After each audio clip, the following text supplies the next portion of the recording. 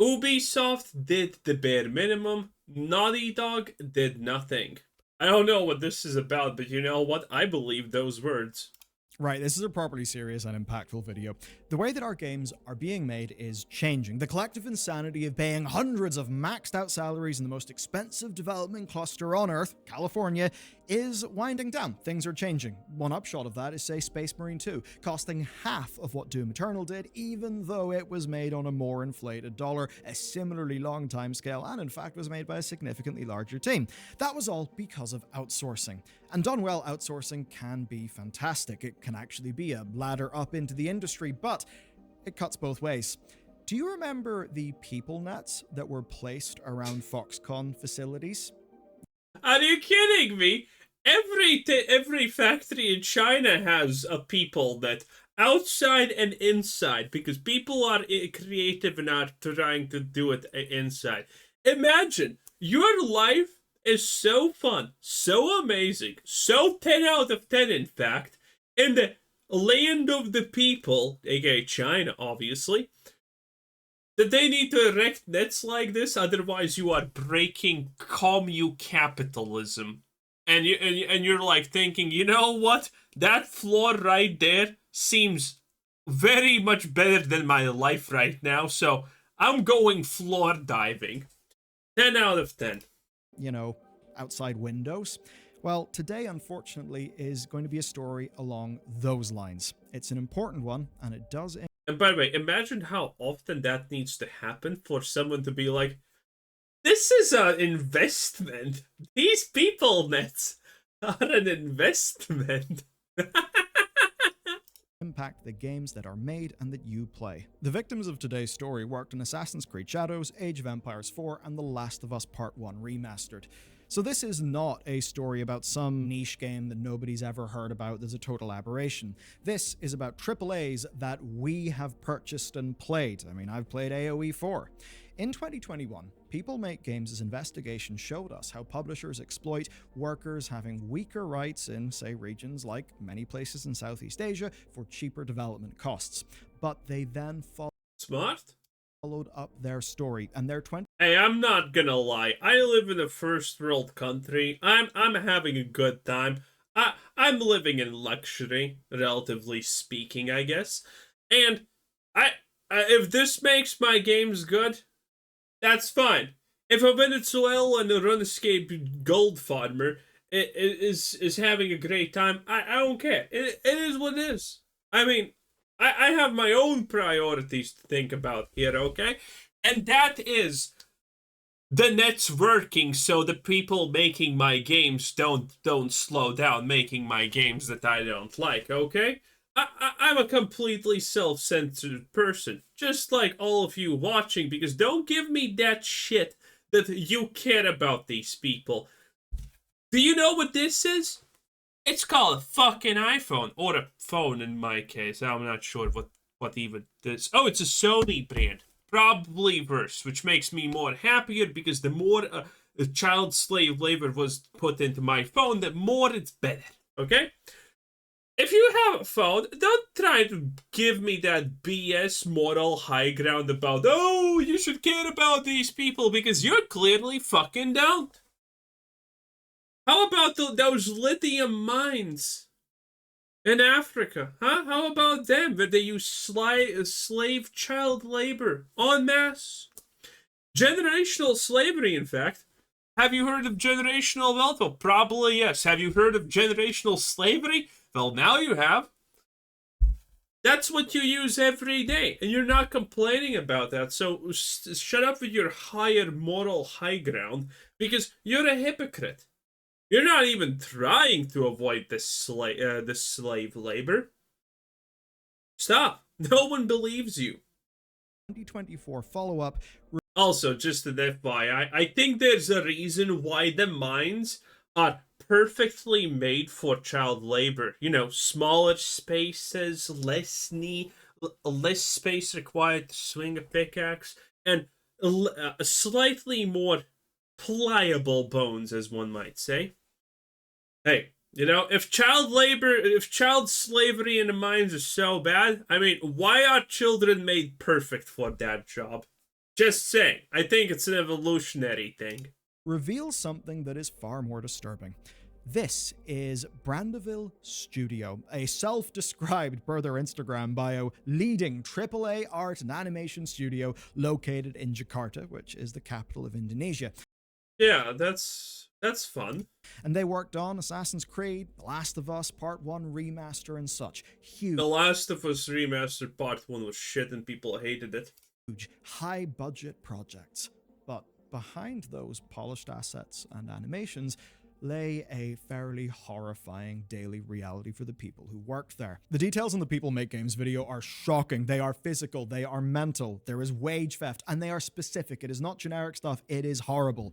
We can barely begin to breach the surface, and it would be wrong to just rehash their work. You should check their work out for that story. But what we can do here is we can expand on how and why their Western partners treat them like that.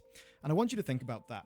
A studio contributing to I'll just explain the quick and simple, okay, version of this, because this is honestly the complete same around all of the world. It's countries that have an abundance of people where you can be replaced at any moment. And thus, in a country like Malaysia, where, you have an abundance of people who can do X job, you can, like literally everyone else in the industry, afford to pay them nothing, treat them like dirt, and make them work free overtime.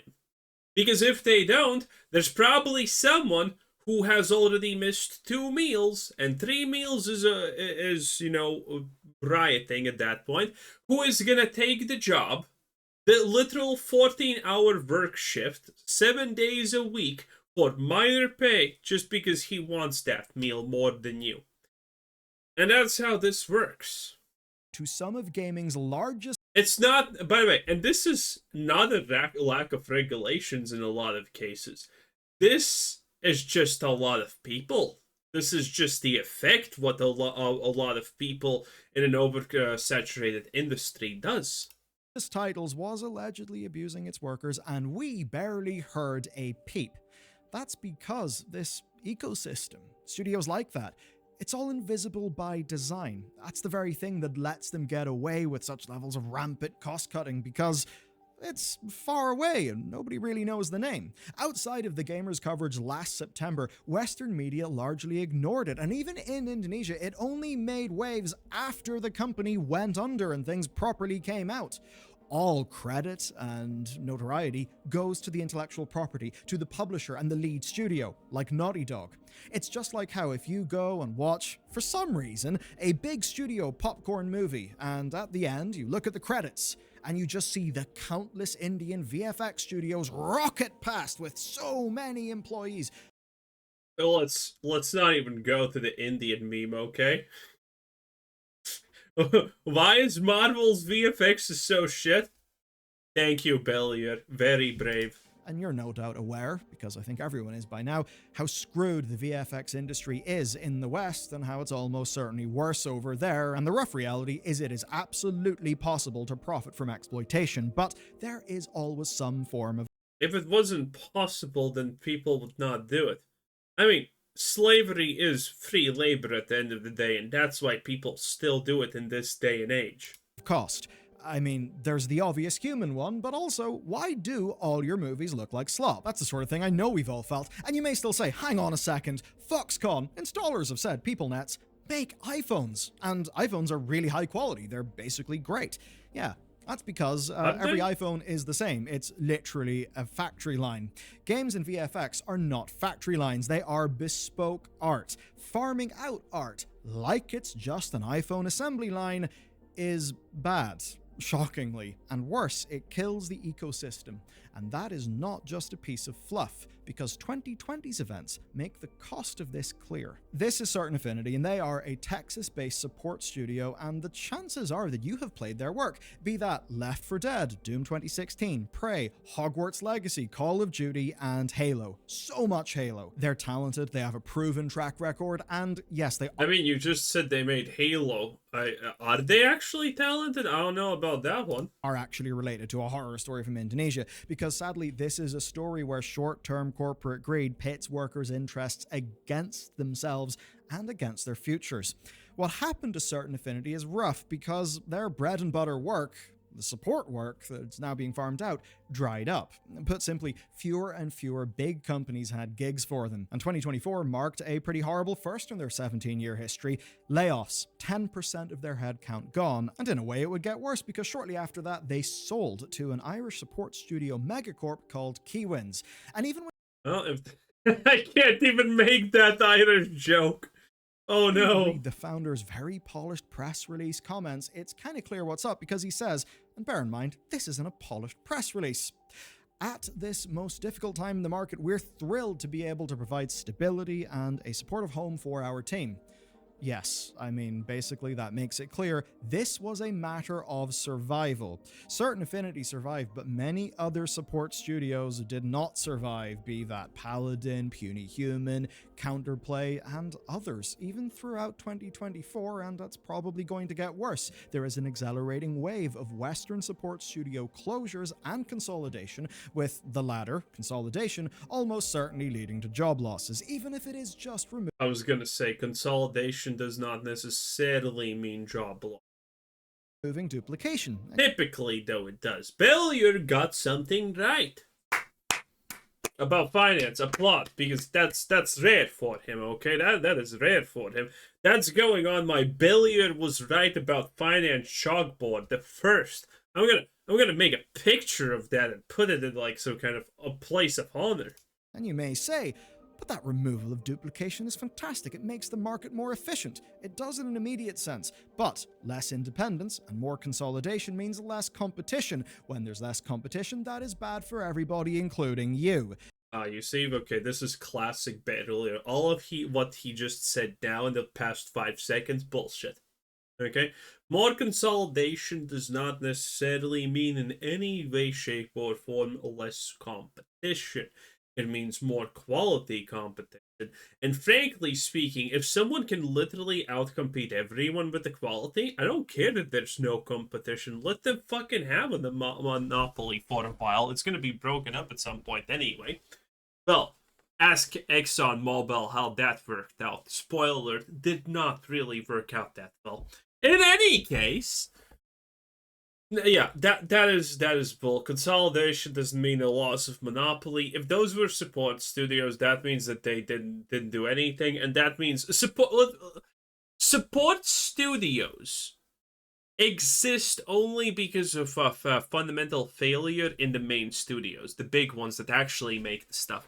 And support studios are a 1-for-1 equivalent with something that exists in the real world outside of gaming, as in places that sell workforce for menial tasks, like working in a factory, like working for the government in some kind of push boxes type of situation.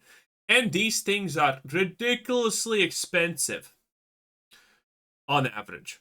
Hiring a support studio employee, I have no idea how much that costs, but I am willing to bet that is 2 or 3 times more expensive per person than actually, stabilizing your own internal working structure and hiring new people according to demand. This is how these support structures function. They are failures of the larger industry to actually do things properly. I have seen this a lot.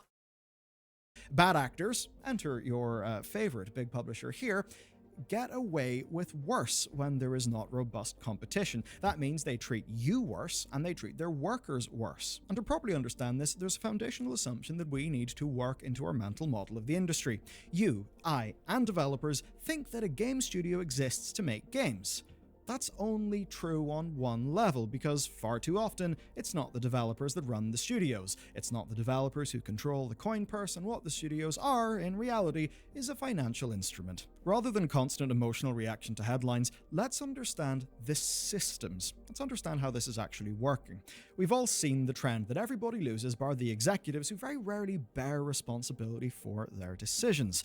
Now, the fundamental thing is the gaming workforce is global, so imagine that you work on the corporate end of a game studio or publisher. You are less concerned about the actual games. You're actually also less concerned about the strategic stuff. No, your KPIs, OKRs, and perhaps even your personal bonuses, if, say, you're in the financial side of things, are going to be based on the likes of your cost savings, your financial efficiency. Because to you, games are generic widgets, and your job is to optimize the line items of those widgets. Now, remember this guy, Armin Zezra. I'm not saying he's a bad guy, but what happened is Activision rammed him in. He probably is. To Blizzard Entertainment as Chief Financial Officer. Looking at his history, he's very much the Ivy League type of guy. He came from Procter & Gamble, who, by the way, are not a video games company. They make soap and so on, which means that he... That's not surprising. Really was well prepared for his job at Blizzard. And in Jason Schreier's book... Okay, let me explain how this shit works, but nowadays it kind of doesn't work anymore. Who is he? Oh, Chief Financial Officer at Activision Blizzard. Yeah. There is no problem with it. There is none. What the fuck do you think a Chief Financial Officer does? They look at fucking numbers. How many times have I, as someone who is in finance, and worked in finance, and for the government and stuff, you don't need... If you are good at finance, you don't need to know what you're selling. It could be cards, it could be bread. The numbers are the same. Not quantity-wise, not actually gross-wise or anything, but the numbers are the same. It doesn't matter. This guy can sell soap. He can understand the Blizzard numbers as fine. Who the hell do you think? Okay. If this guy is not qualified to be a fucking financial officer at Blizzard, then who is? Red shirt guy number 3 who guessed that Azeroth is in the Mediterranean place of the world? Huh? No, of course it's this guy. He's the obvious choice. Complaining about choices like this is insane. I actually thought that he's going to talk about something reasonable, like talking about a soap, someone who sells soap becoming a game director and choosing what kind of games you're making, which does happen, by the way. It does. Stuff like that does happen. But, this is a completely normal thing. It is what it is. Look at this. By the way, this guy is super qualified because she was the chief financial officer of the Europe Baby Care. So he has experience in Europe. And then in Latin America. These are two fundamentally great... This is great. This is what I want from my chief financial officer. I don't know what's the problem here. I just don't. Which means that he really was well prepared for his job at Blizzard. And in Jason Schreier's book, Investigating Blizzard, sources spoke of how he did not understand games. One example was shit. Literally just wanting to open another studio as if it was as easy as just opening another soap factory. And it's in this Yes, because it is as easy as opening another soap country. Like, I don't... This makes perfect financial sense. If you have the finances to make... Like, Jason Schreier is a retard. You need to understand that, right? He probably doesn't... If this guy says, oh, Blizzard should open another studio because that would be smart, that's because Blizzard has currently enough ka-ching to actually afford it. Because Blizzard most likely has how do I explain this the easiest way? Okay. There are ways to make money. Let me explain it as easy as I can. If you don't understand this, I'm sorry, but there's no helping you. There are ways that you can make money. Let's say you can do one thing at a time, and that thing takes 1 year to do. But you have 3 things in the pipeline. Okay? How do you increase your money? You can improve the quality of that thing, or you can hire one more of yourself to do 2 things at a time now. And when it comes to the 3rd thing, you can create a 4th thing that studio can make if you have the capital for it. That is how easy this is. This is literally what he means by this. Jason Schreier is just a low IQ fucking idiot who doesn't understand these things. context that we find. Because it is as easy as to opening a soap factory. Arguably, opening a soap factory is harder. Finally loop back round to the situation in Indonesia that People Make Games talked about. Because in this context, with the sorts of incentives that those people will have in these organizations, if Brandoville can output similar quality assets for less money and act as a black box that you don't need to think about, saving you money versus... I'm thinking about what to call this video. Gamers should not do finance? I don't even know. But yeah, like... The financial gamers often are aligned in talking points about these financial decisions, and typically it's always wrong because you just don't understand the finite points of them.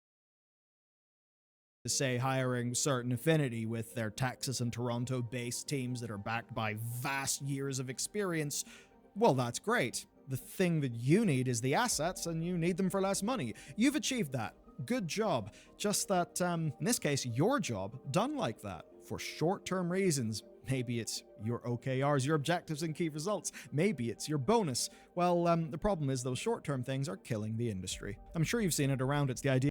True. But everyone wants those short-term things for you, okay? Are you willing to give up your bonus? No. Surprise. Of being a dumb optimizer.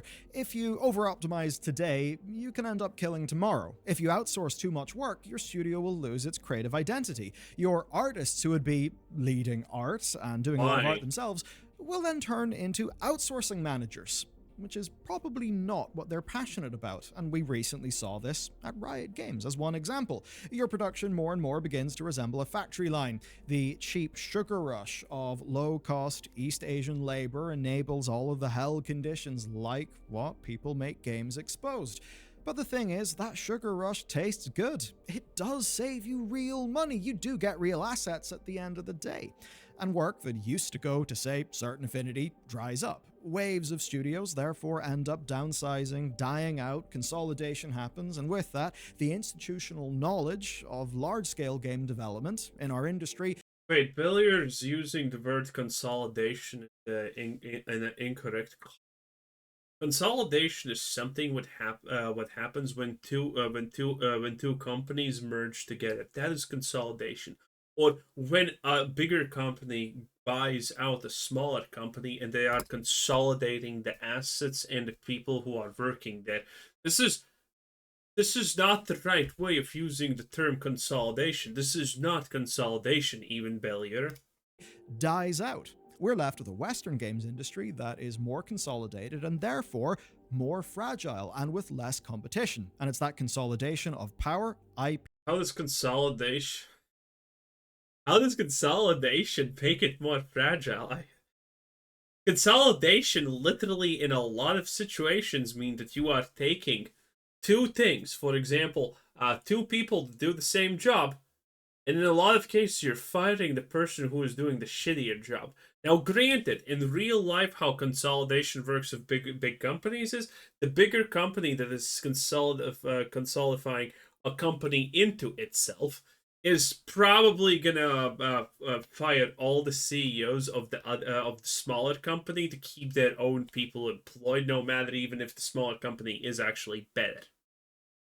That is a reality that happens, sure, but I mean, damn. Projects and finances that gives all the power to the people who will be shopping their projects around to the various outsourcing studios in a race to the bottom, not unlike what we see in the VFX industry. And to be clear, it is absolutely the case that there are outsourcing studios out there providing real good jobs where it is a good situation and great games are made and supported.